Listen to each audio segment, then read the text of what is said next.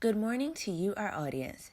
Ted and Ed TV channel welcome each of you to our weekly Saturday broadcast where we give insightful views on economic, political, world, and environmental issues concerning how money connects those matters. Our hosts, Mr. Ted Harvey Sr. and Mr. Edward Bishop III, are now taking each of you into our world of money and its value, along with the evils that come from the greed of hoarding financial power. He that controls the gold controls the important decisions in this world. I watched our show Man, last night. you watched our show last night, huh? I hope everybody out there I'm telling get the to watch people it. right now, we got the best show on YouTube.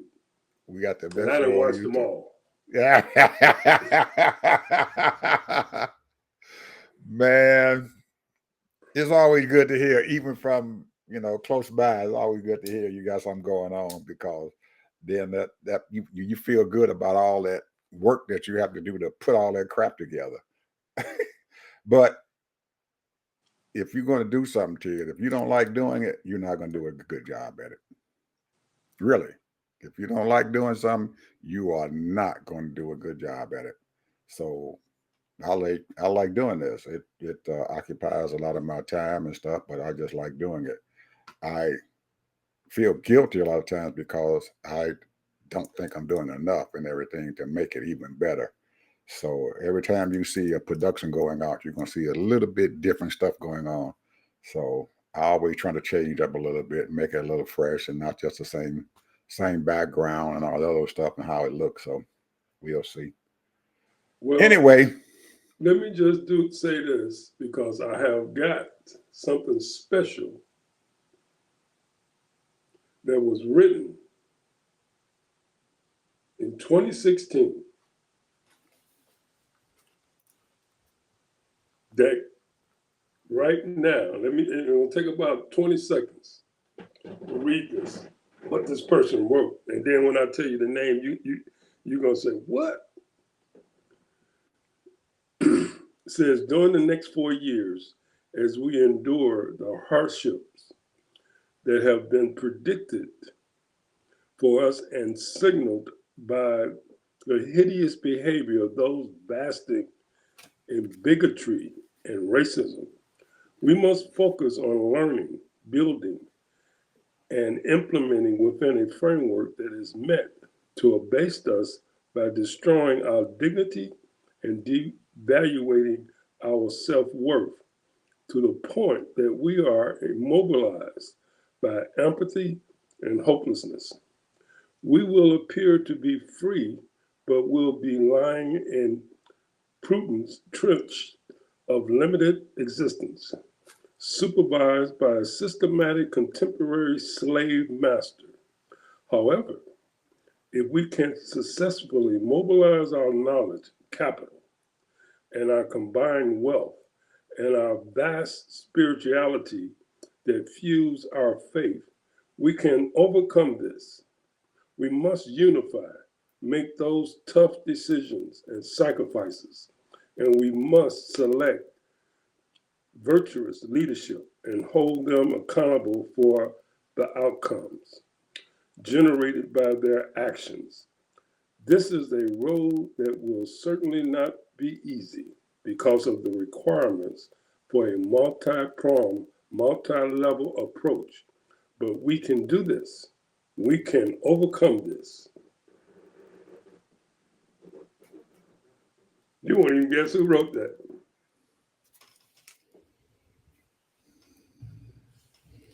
are they talking about right now, or they I talk just about told you she wrote it. She wrote it in 2016. Oh, well, okay. Dr. LaVerne Jackson. Oh. Dr.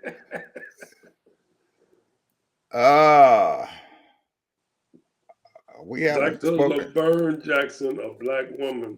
Yeah, we haven't spoken to her in quite a while. I think I've still got one of her shows that we did.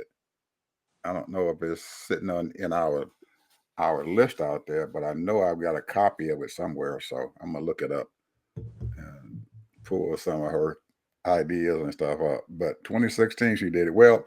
I guess she better do another one for 2024. Oh man, Ted, I'm just exasperated because at this point, with all of our friends leaving and going away and stuff, I'm at a point and stuff where I may not even be on this earth and stuff by the time I get to see that White House, get that rascal out of that White House. That's exactly what I said. I didn't want another 4 years of his Yep, BS. you get it, because I ain't no way in the world I'm gonna be able to see it, him to be gone. And it's going to take a mammoth effort and stuff on our part and stuff and everything. But I think as the days and the months and the years unfold, this country and a lot of other people and everything are going to really learn a lot about themselves. And I don't know if those who perpetrated this whole fraud thing and stuff with this old rascal will realize at all and stuff during the 4 years that this old boy going to destroy this country, that what they did and stuff was wrong. I don't believe that they're going to ever regret what the heck they did. Now, some of them are, but I don't believe all of them will. They're going to probably look back on us and blame somebody else for it, because we're good at blaming people, other folks, and not looking in the mirror at ourselves and what they have done. My wife and I were talking this morning in our coffee time, and we always have coffee in the morning whenever she's here. But lately, she's been spending a lot of time going away and being gone. And hey, that's her. She likes traveling. So what the hell? Anyway, she's here now. So we had a coffee time, and we reiterated again about our folks and stuff, our young folks, and what they're going through and what they're doing. That we cannot express upon them enough the fact that you have to have a history. If you don't have a history and you don't know your history and stuff, then you're doomed to fail. You're going to repeat it again. So we're seeing these folks and stuff out here trying to wipe out our history, and nobody is, other than the older folks and stuff, are fighting to make sure that we can keep our history so we can have something that we can look back upon. And we have to remember and look at some of the folks and stuff who've been in our past history and everything, and said, the further you can look back, the further you can look ahead. And if these folks only looking back a year or two, then you can't look no further than a year or two in front of you. That's it. And I think it's a crying shame, it's an absolute shame that a lot of our young folks, a lot of the black folks and stuff, men or whatever, and whoever, they aren't looking back and seeing what's going on. We saw a failure of leadership in 2016. For 4 years and stuff, we suffered through that mess. It was a disaster. But in the 4 years that Biden has been in office and everything, they haven't looked back. Oh, he's coming back. Here he is, and he's fighting to get back into this job. And we're gonna put this man in there. Hey, didn't you guys learn a lesson? So they're not looking back. None of them are looking back. None of them are recalling and stuff what the heck happened, because they don't look back far enough and everything in their lives and stuff, because you have to do that. And we need to, I don't know how we're going to get this across to them. It's really, most people are saying it's too late now, but it's not too late. We aren't the type of people who are going to give up. We aren't. And that's the way I feel about it. I'm not giving up. The resistance and stuff is already starting, so we need to keep this stuff going and maybe it's going to bring something positive and stuff. Maybe our telecast and stuff here will get out to a heck of a lot more people because they're going to be listening to what we have to say, because we have to give them the news that they are not getting out there on CNN and MSNBC or whatever, because only thing they're concentrating on is what this man is doing. And sometimes you got to just concentrate on the good stuff instead of the bad. That's my little spiel for this time. So I'm going to put it back in your hands. Well, Mr. Harvey. What you're saying is absolutely right.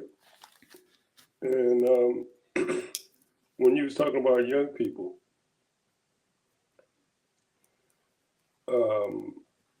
the thing about it is that people that have experience, or their fathers, grandfathers that went through that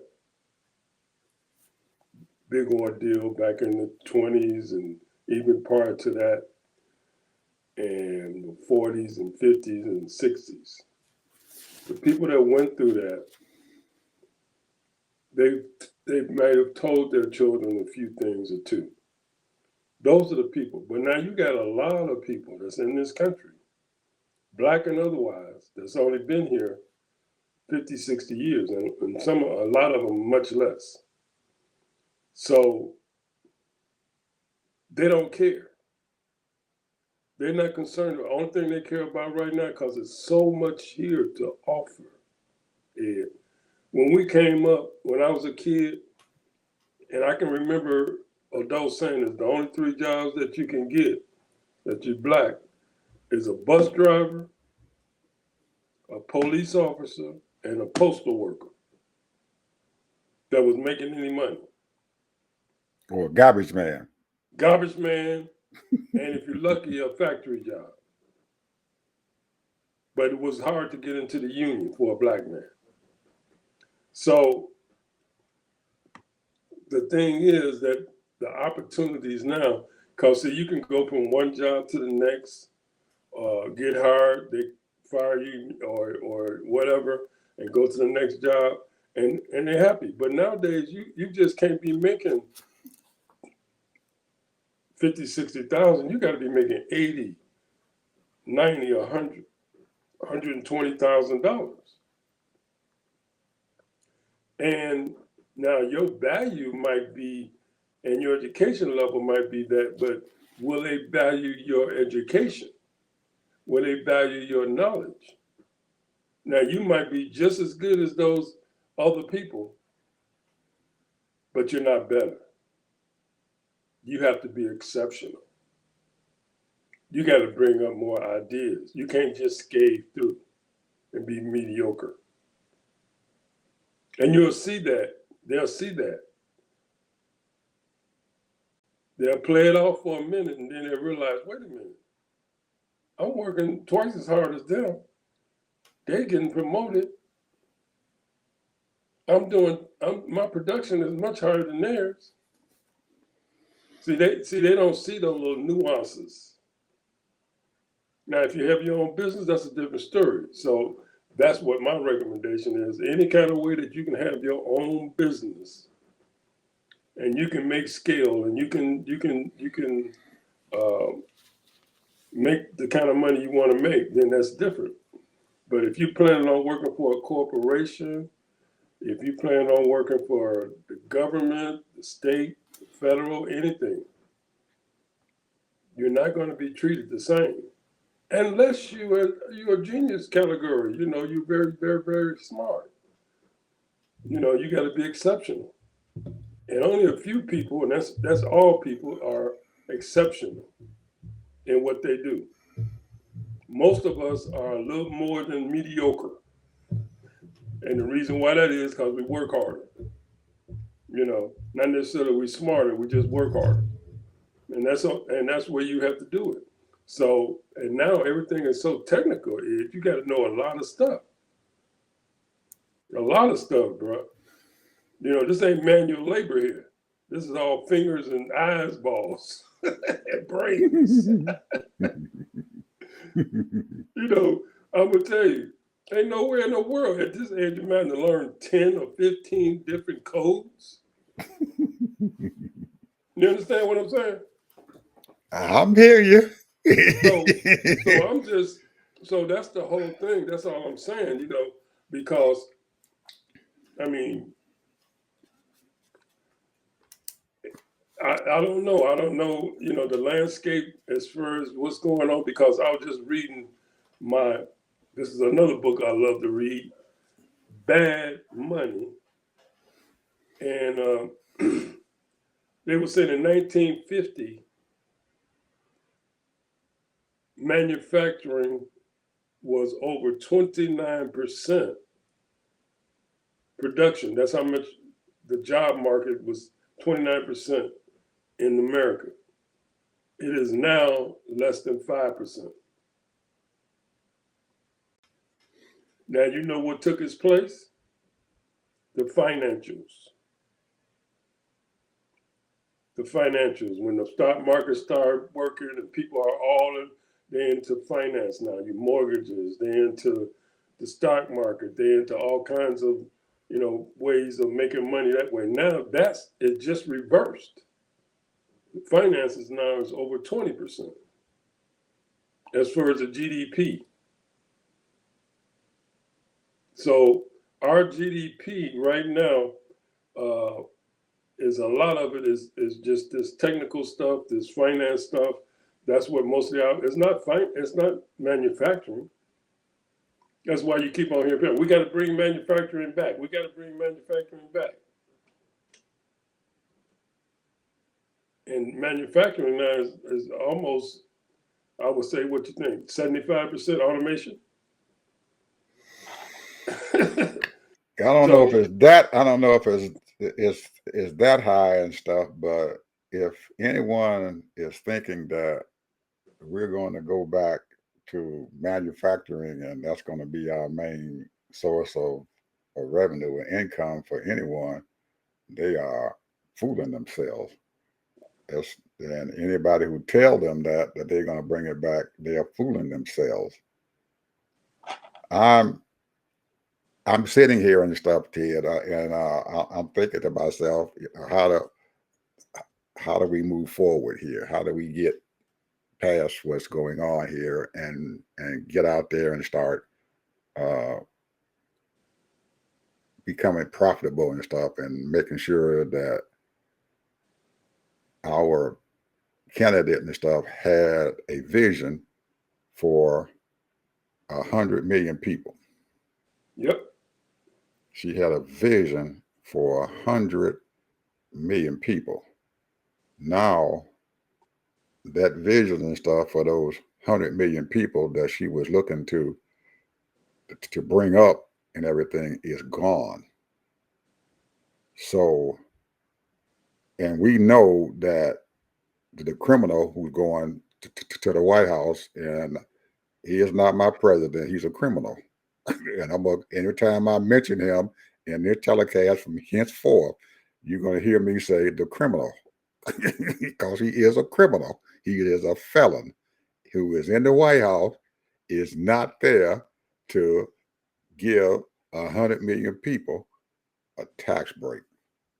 And considering that a lot of those 100 million people that she was planning on helping out and doing some things and stuff, well, they are not going to be able to make it. They are not going to be able to survive in the environment and stuff that he is getting ready to create.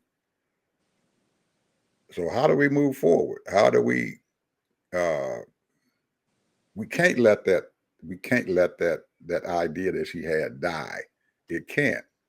And I don't know right now, stumbling and stuff to find out, because each and every day and stuff, I'm thinking about those 100 million people that she was trying to get through, to bring up and everything, to not leave behind, which we know for 4 years, those over a lot of those 100 million people are going to be left behind. They're going to be sitting back there and stuff, still struggling.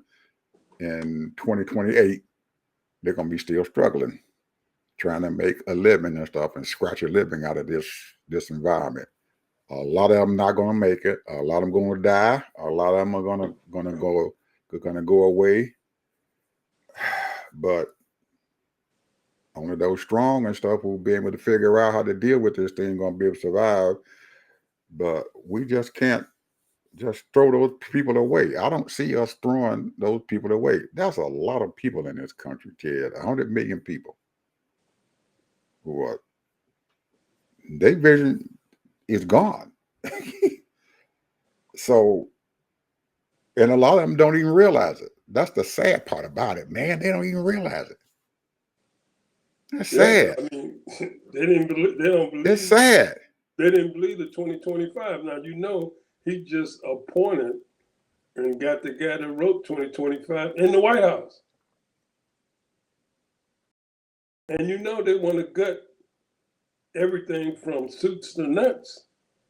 That means, you know, your food stamps is going to go away. He had cut food stamps down to, I think it was high as 43 billion,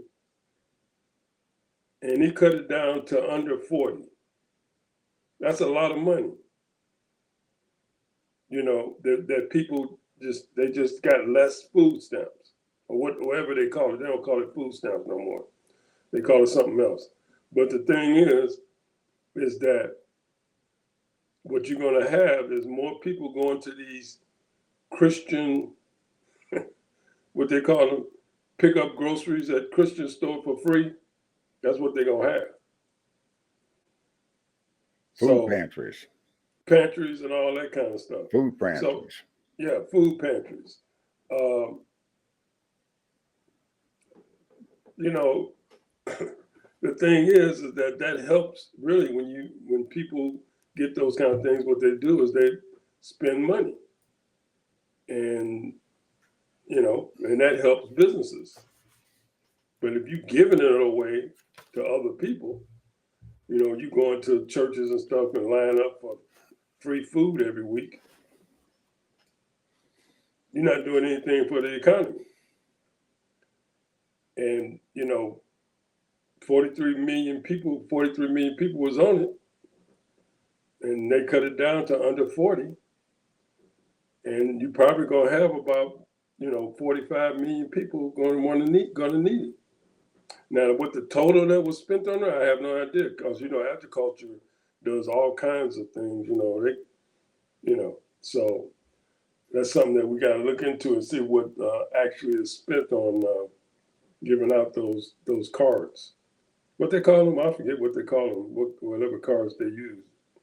It's not ATM cards. It's some kind of other cards they use. But man, I don't. I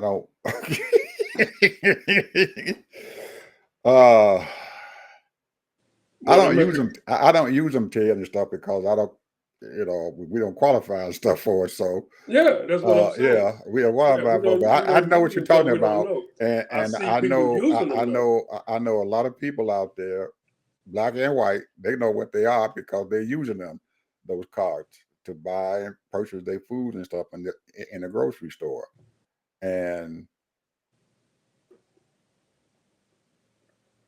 it's I'm looking and stuff there. It's going to be a struggle and stuff out there. And like I keep saying, is I don't know what we're going to do. And I know that whoever is getting ready to go there, they're going to have a plan going on. But we have to. We got our representatives and stuff out there, and whoever they are and stuff, they're going to be, their backs are going to be up against the wall, and they're going to have to fight tooth and nail and stuff for those folks out there who decided that they wanted to put a criminal in the White House.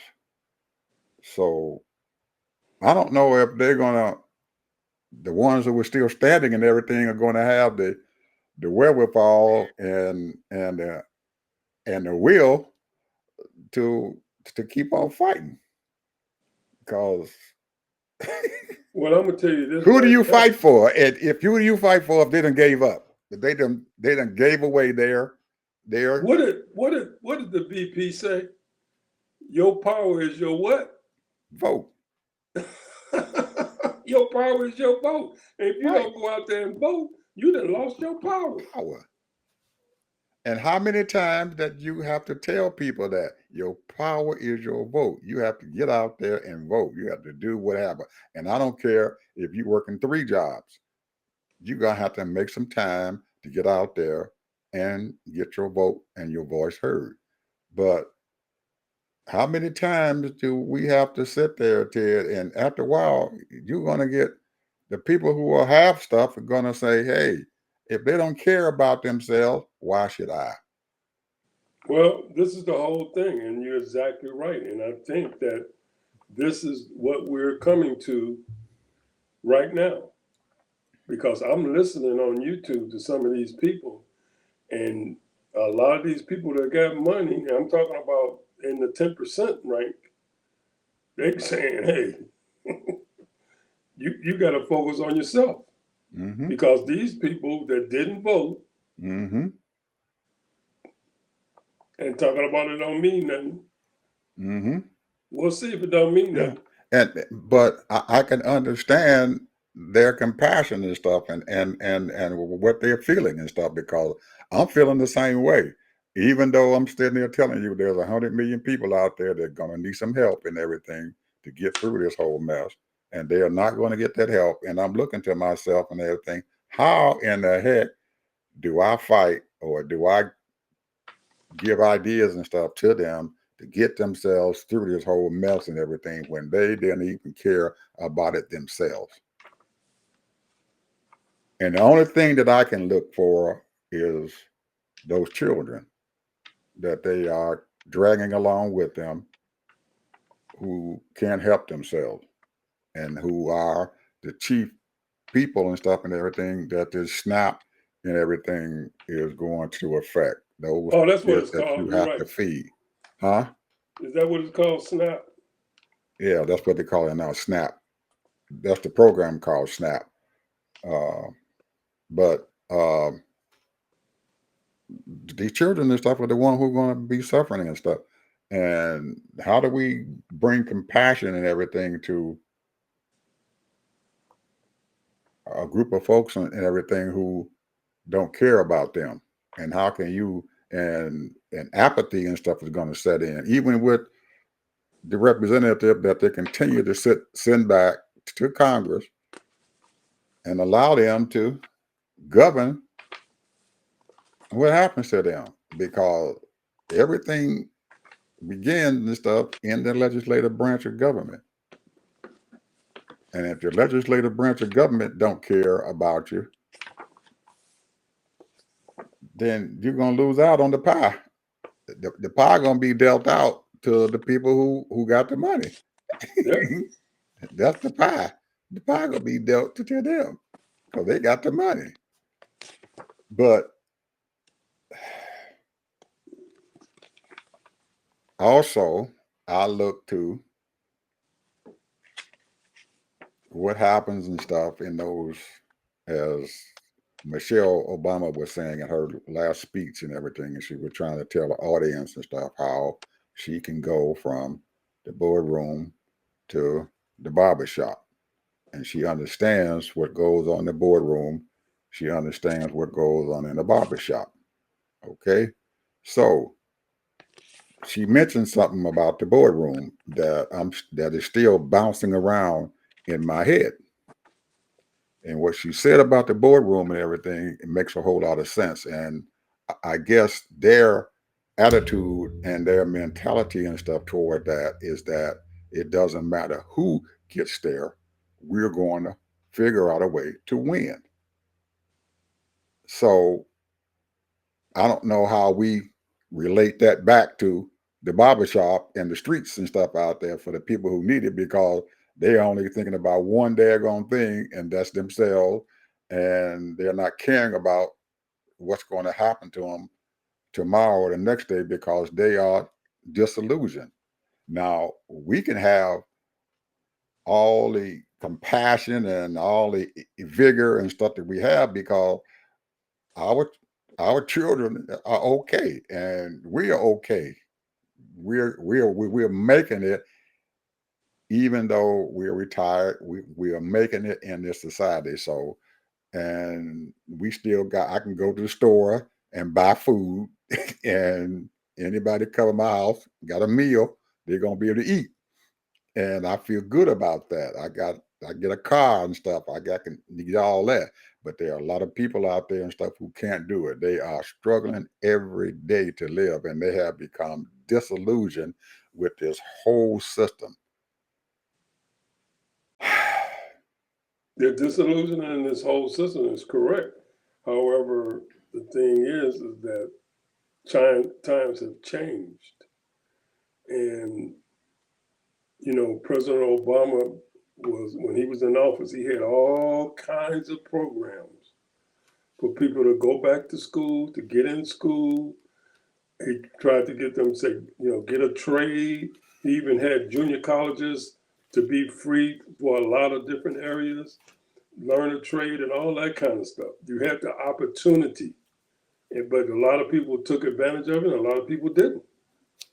It was, one of my sisters, she got her master's degree because of that, and got back in school and got her master's.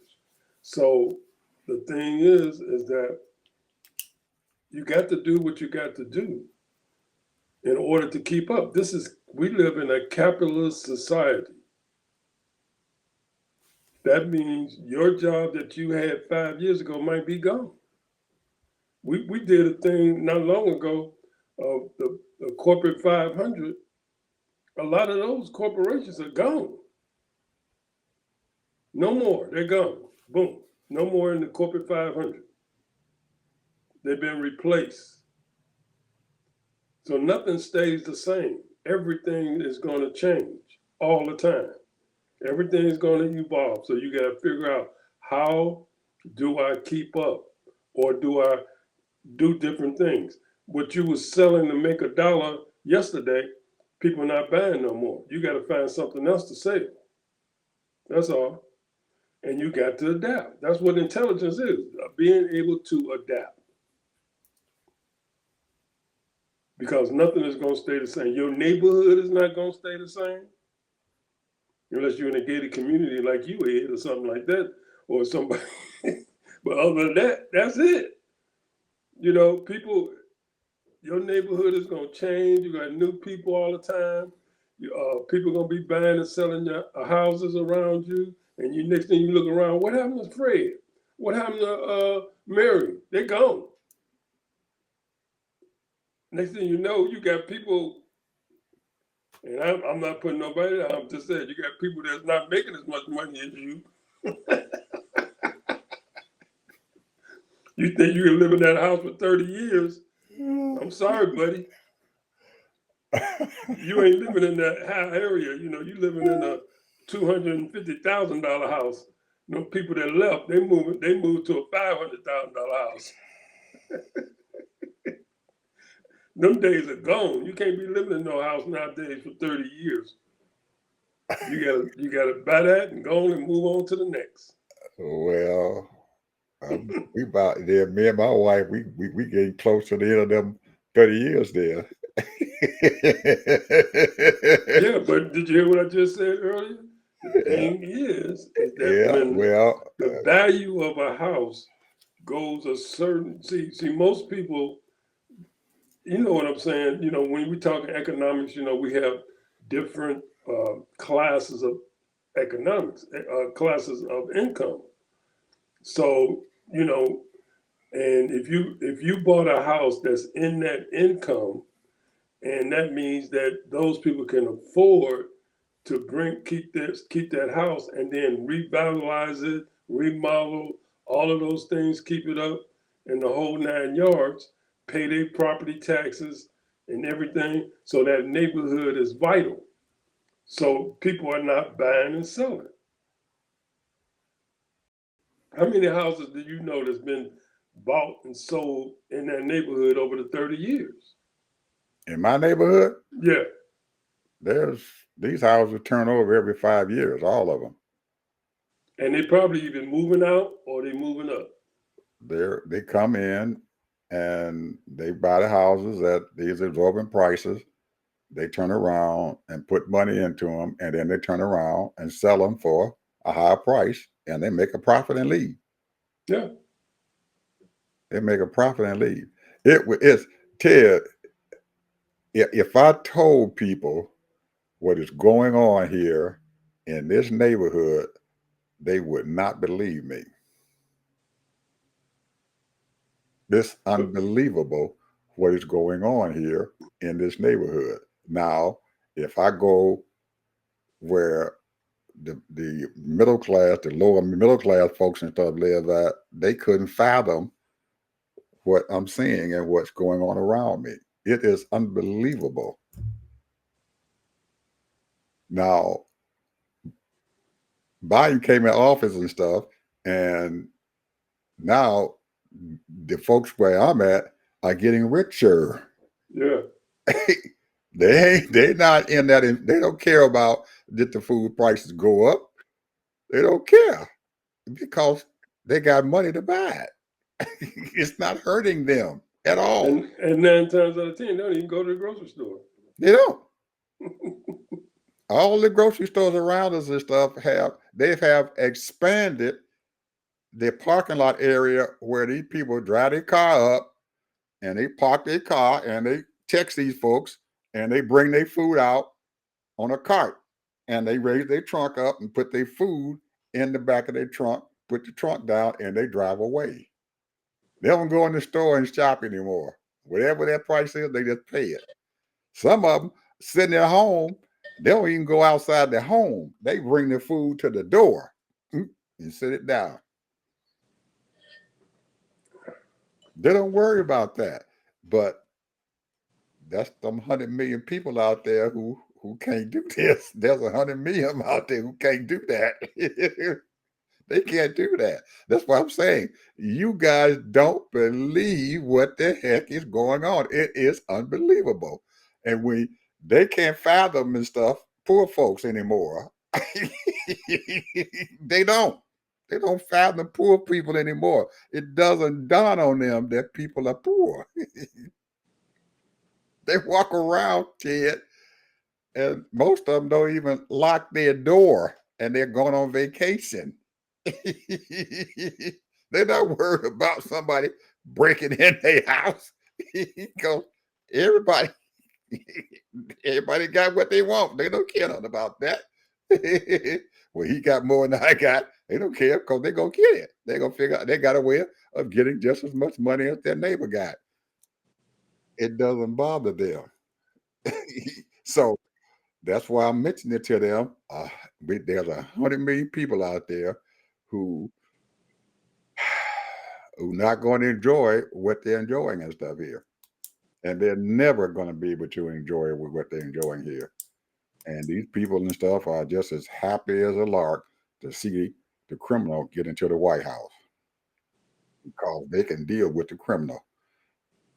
As I was saying, as Michelle Obama said, she go to the boardroom and she come down there. The people in the boardroom got plans. But here's the thing, though. They got two plans. They plan for Biden and they plan for him. So now the plan for the criminal is all in effect. Here's the thing, though, Ed. The thing is that what you said is absolutely true. The thing is that a lot of people get hoodwinked. I remember I was just telling you about. I just mentioned about credit cards.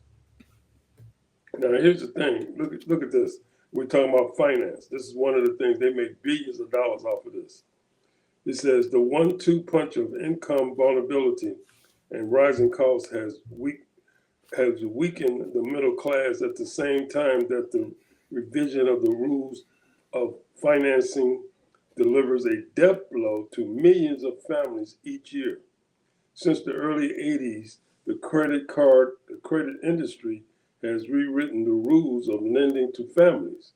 Congress has turned the industry loose to charge whatever it can get and to bury tricks and traps throughout credit agreements. credit card contracts that were less than a page long in the early 80s now number 30 or 40 pages, small print leases. So these people that are sending you credit cards and say you qualify and you might get $1,000 or $500 or $2,000 or $5,000. These people that are working every day, they say, "Oh, credit card," and they give it to them. So next thing you know, you $10,000, $11,000, $12,000 in debt just on credit cards. You living trying to live like you're middle class, but you're not really middle class.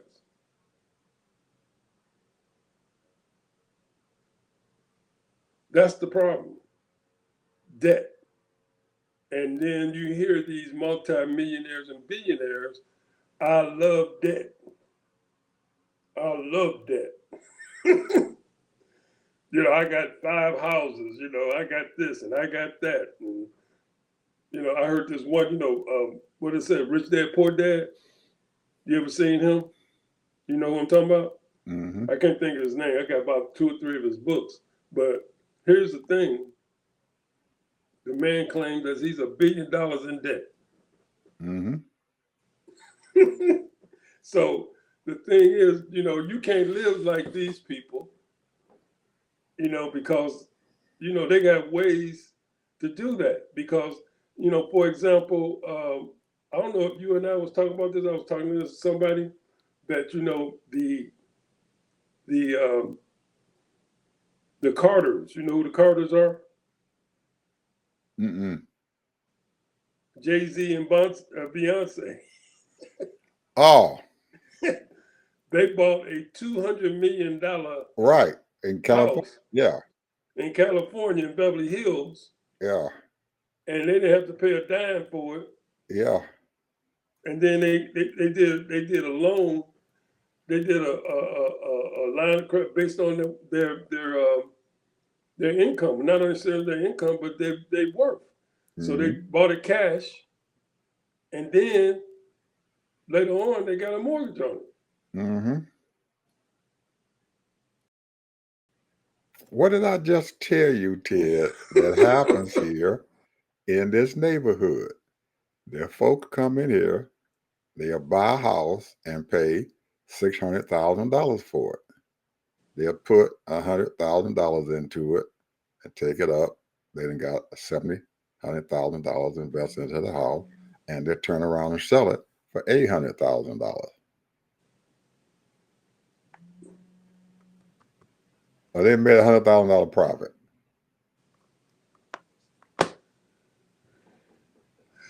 Wow. $100,000 profit. $100,000 profit. That's what they do. They've been doing this ever since I moved here. They first started out at $300,000. Now they up into the eights. they didn't gain $500,000 on the house. Well, they have creative financing that they don't provide to other folks and stuff outside. Absolutely. Yeah, absolutely.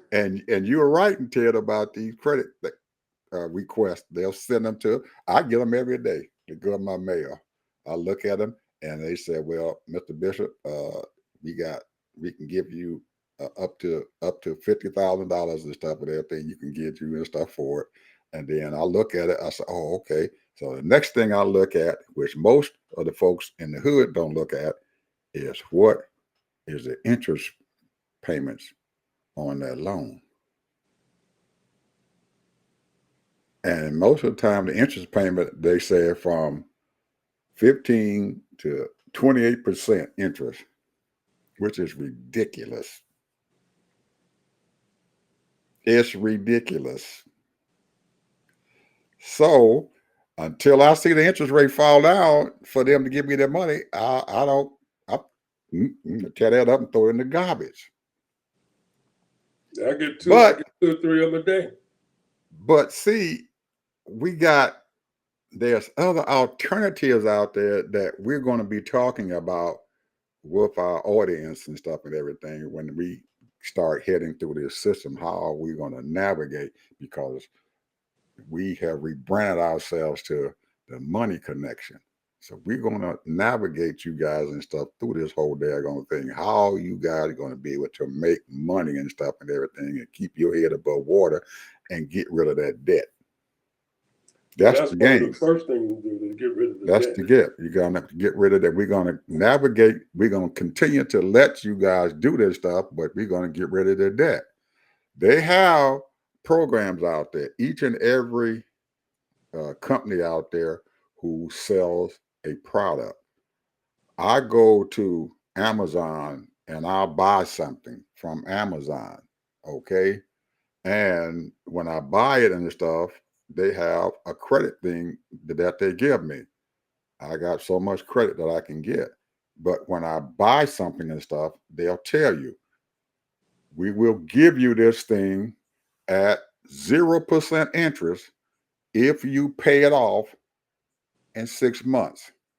If you pay it off in 12 months, that you have to look at the stuff you're buying and realize how much it is and that you won't have to pay it off in 12 months at 0% interest. So your purpose is to get that thing paid off within that certain period of time, and you don't pay no interest at all for it. 0% interest. That's how I navigate through Amazon. There, Apple, all the other companies out there, they have a product that they are trying to sell. Most of the time, they're going to give you an offer. If you go into them right and your credit's okay, even though you got debt, if your credit's okay, they will let you get this stuff at an interest rate and stuff that is low, either 0 or maybe 2% interest. Those are the places that you want to go to buy your products. Pay it off within a certain period of time. And then pay it off. You know how much credit card debt is? If you don't pay it off, then they're going to add the interest from the time that you purchased that item.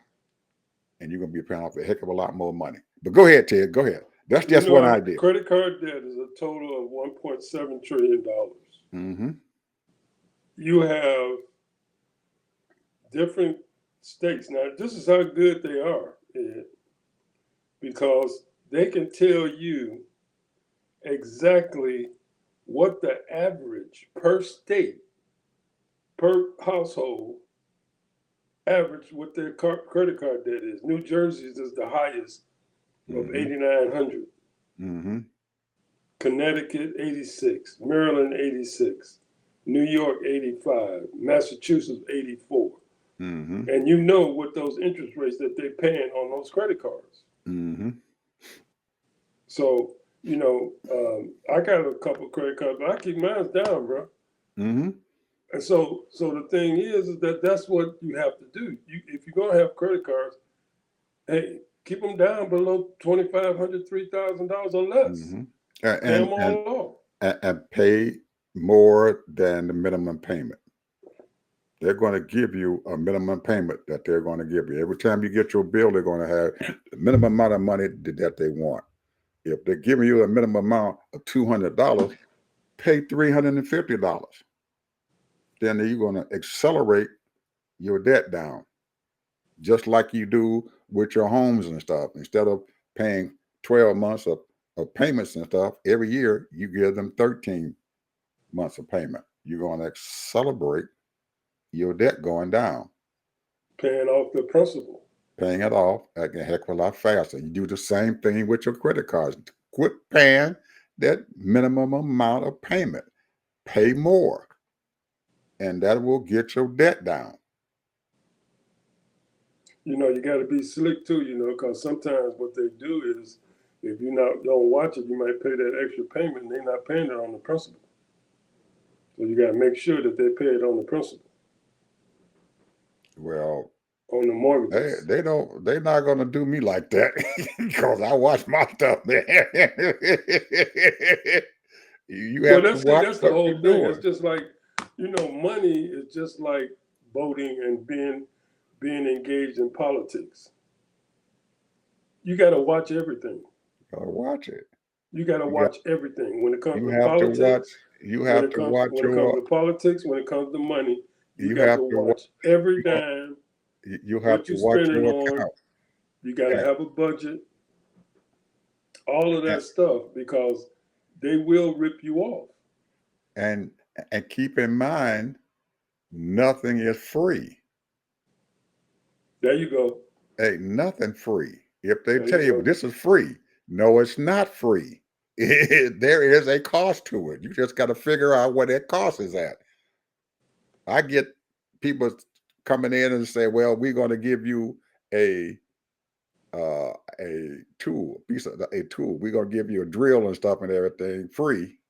But by the time you get to the free part and get the drill and stuff sent to you, they're going to get all of your information, everything about you. They're going to get it, and to them, that information and stuff is valuable. They're going to take that information and they're going to turn around. They get so much of it, they'll sell it on the open market.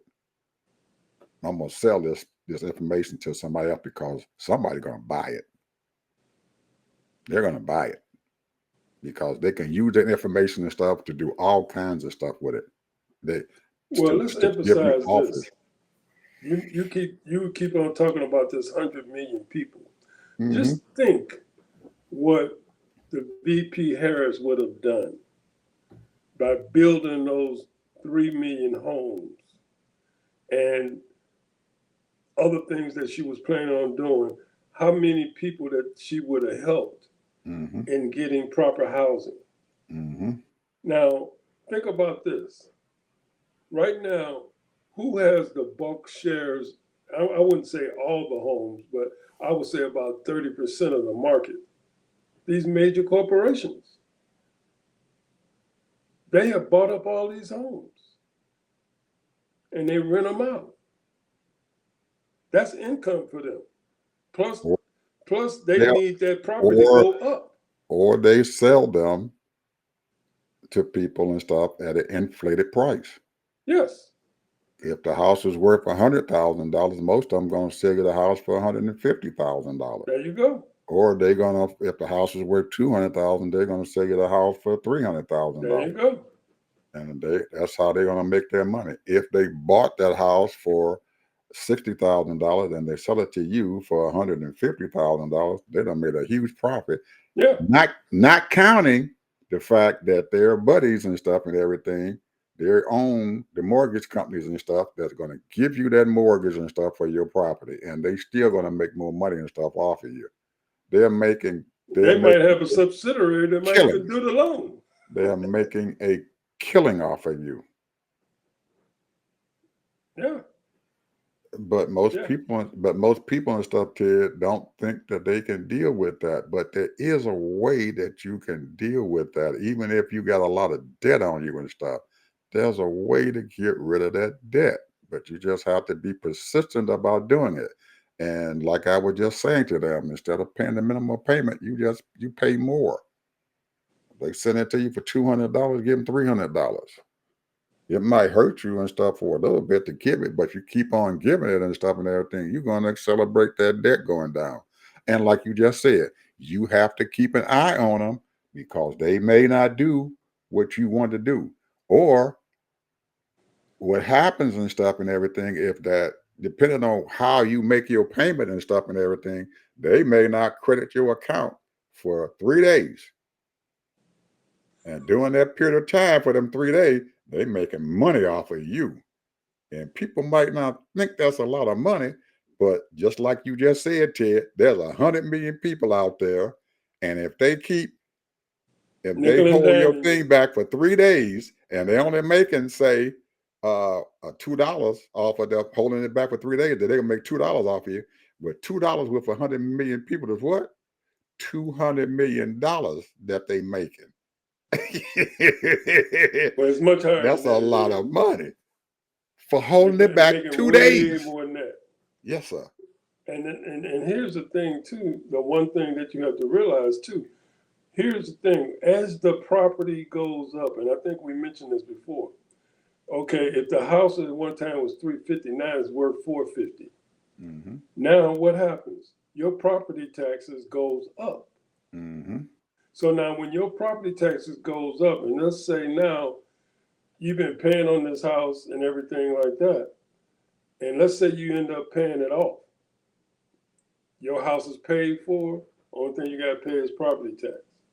Mm-hmm. Your property tax might go up for GP because, number one, the properties around you are still being buying and sold, but your property tax is going to go up along with theirs.